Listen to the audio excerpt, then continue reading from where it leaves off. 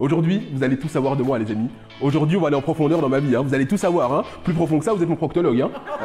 Ça, c'est que le tout début du spectacle. Le reste, c'est derrière. Le reste, c'est derrière, en effet.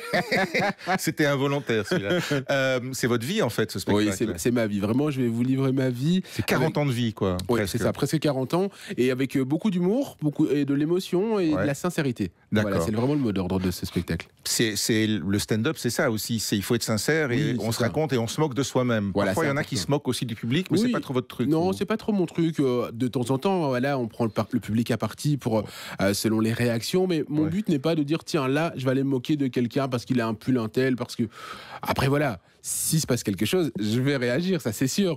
Mais sinon, le but c'est de me moquer de moi et de raconter ma vie et de faire rire les gens. Ouais, votre vie qui commence il y a presque 40 ans à Kinshasa et ça aurait pu, comme le titre du spectacle, ça aurait pu être pire. Oui, ça aurait pu être pire dès le début, hein, aller prématuré, 1,8 kg à la naissance, seule fois de ma vie où j'ai été mince.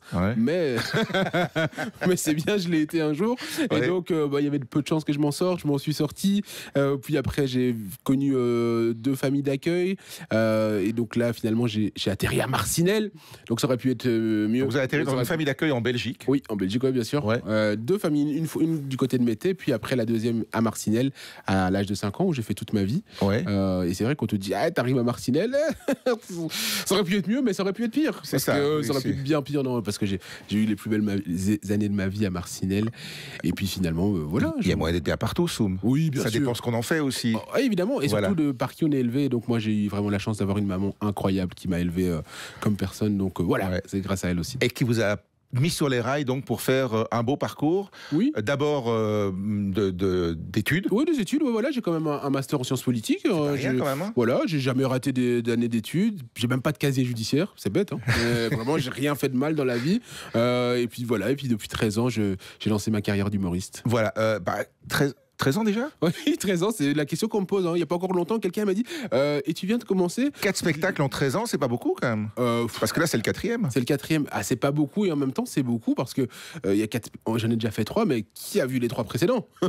Philippe, l'avez-vous vu un seul? Non, voilà. Donc finalement, c'est beaucoup et peu à la fois. C'est-à-dire que il n'y a pas assez de gens qui ont vu les précédents, mais en même temps, ceux qui l'ont déjà vu se disent bah, maintenant, on a envie que tu fasses autre chose. Et voilà.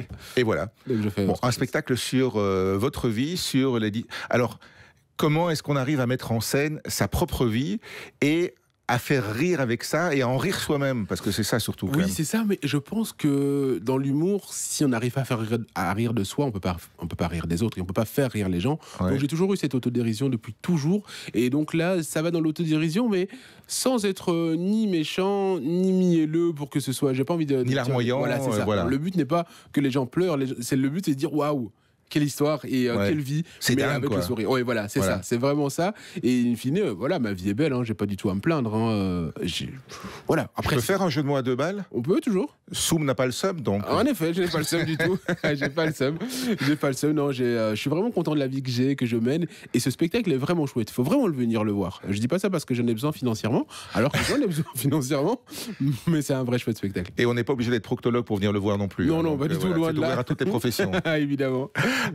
Quand on monte sur scène, quelle impression ça fait, justement, quand on regarde le chemin qu'on a parcouru, et de se dire, effectivement, purée, je m'en suis bien tiré, quoi.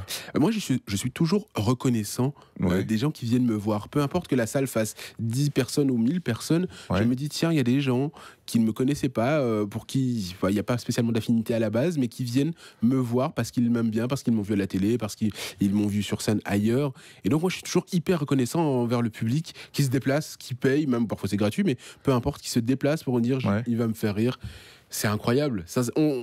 Je relativise toujours en me disant oui, c'est vrai que j'aurais pu réussir plus, c'est dommage, mais non, finalement, peu importe, même parfois il y a 10 personnes dans la salle, mais pour ces 10 personnes-là, je vais jouer et on va se marrer et je les remercie, quoi.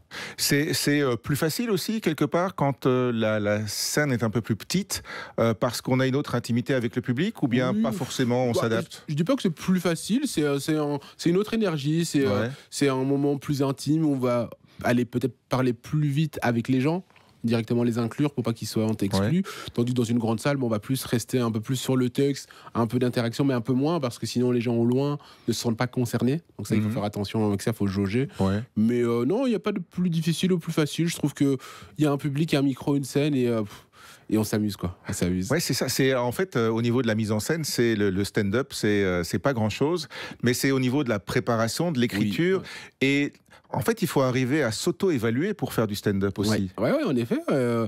On n'est jamais sûr. Hein, quand j'ai écrit le spectacle, là, je l'ai joué les premières fois en août. Moi, je me dis, tiens, ça devrait marcher. Ouais. Mais on n'est jamais sûr. Et à contrario, des endroits où vous avez des cobayes, cobayes ou cobayes, ça dépend. Non, même pas. Je préfère. Je teste par 10 minutes parfois sur des plateaux, hein, donc, sur des petits passages. Mais sinon, l'ensemble du spectacle, c'est le public qui juge. Et donc les 4 premières dates, j'ai déjà joué 4 fois, se sont super bien passées. Et donc, a priori, ça va suivre. Ouais. C'est relativement neuf quand même le stand-up en Belgique. Oui, on fait pas ça depuis 20 ans.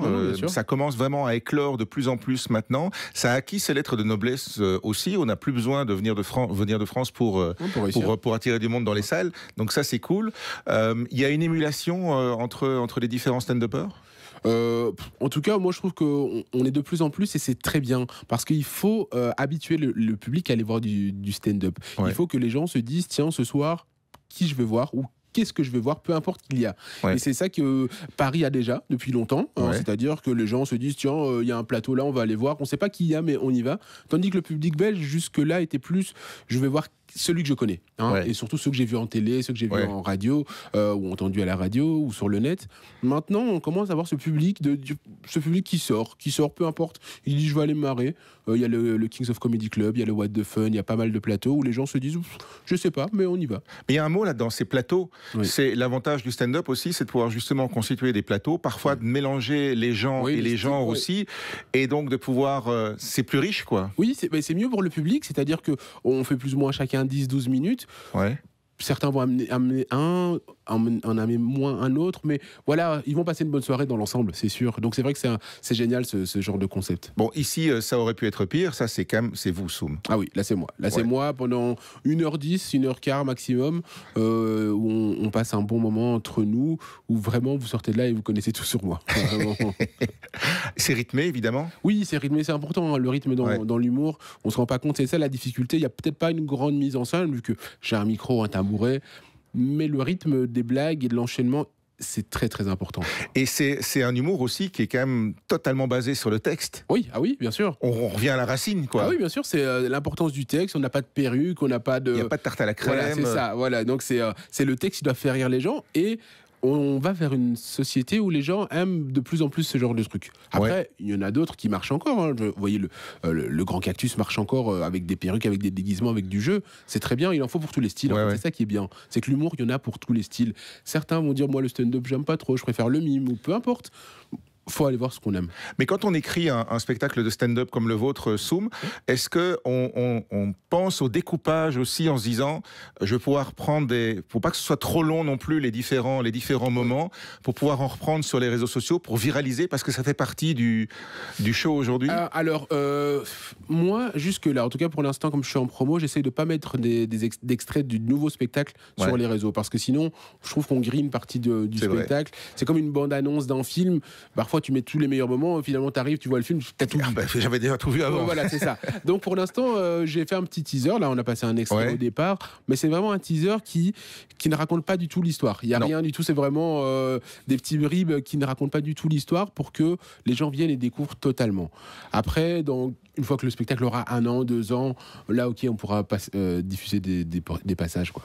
C'est tout le bien que je vous souhaite. Alors, il y a encore plein de passages qui sont prévus un peu partout en Belgique. L'avantage du stand-up, c'est pas comme un concert de Mylène Farmer qu'on ne peut pas déménager. On vous déménage facilement. Hein, vous pouvez aller partout à la rencontre des gens.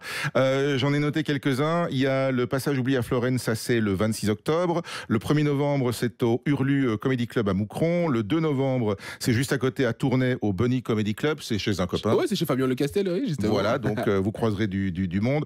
Centre culturel de Fontaine-l'Évêque le 9 novembre, le 10 novembre à Oudergem, le 7 décembre à Verviers et l'année prochaine, le 10 avril à Charleroi, mais il y aura certainement des dates qui vont... Oui, il y a des dates, il y a même la Suisse qui est venue s'insérer là-dedans, donc je pense que ça va être une belle tournée. Super. Il y a évidemment les réseaux sociaux sur lesquels on peut suivre Soum. Oui, les réseaux sociaux. Donc Soum, c'est moi, S-U-M, et puis c'est moi, soit en un mot sur Insta ou en 3 mots sur Facebook. Et mon site internet, soumcestmoi.be. Voilà donc, ça aurait pu être pire. Oui, donc profitons du meilleur. Alors merci Soum. Merci à vous Philippe, merci à tous.